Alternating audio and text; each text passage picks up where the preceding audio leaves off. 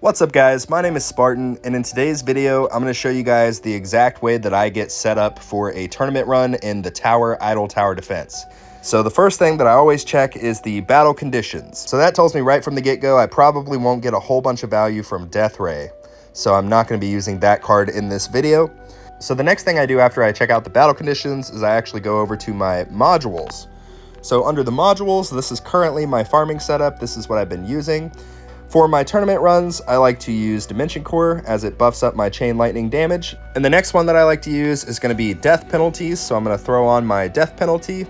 And last but not least, I like to change my armor module to my anti-cube portal because when I do my Legends tournament runs, I basically respec my workshop and go straight glass cannon.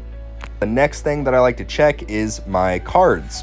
So again, under the cards, it's going to strictly depend on how many card slots you have, the level of your cards.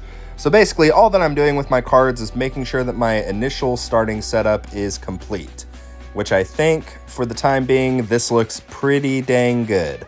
The next thing that I check is my Guardian chips. So I will go into my Guardian, I will remove my farming setup, and I like to just put in attack and fetch.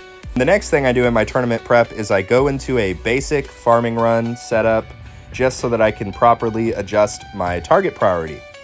So what I generally do for target priority is boss first, range second, fast third, and last but not least, closest.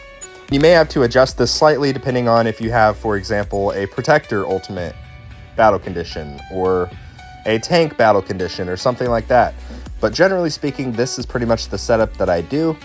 One last thing with target priority, if you die to a specific enemy during your tournaments, you probably want to have that a lot higher. So the two things that I mostly die to in my tournament runs is boss and ranged, which is why I have them in the first little spots here in my target priority. And the very last thing that I do when prepping for my tournaments is I go to my labs, I go to my favorites. I currently have the two things that are adjustable, which is shockwave size and range, at my favorites so that I can quickly toggle through them. And what I do with my shockwave size is I just take it up to the max level. And then for my range, I like to generally go up to level 10. But anyway, guys, that is all I do for the setup for my tournament runs. The last thing we have to do is simply start the tournament and hope for the best. But anyway, guys, that's going to conclude today's video, but I hope that you enjoyed it. I hope it was maybe helpful. If anything was unclear or you need some additional guidance, feel free to reach out in the comments section below. Also, we have a Discord server with over 1,000 members in it. Link should be in the description down below.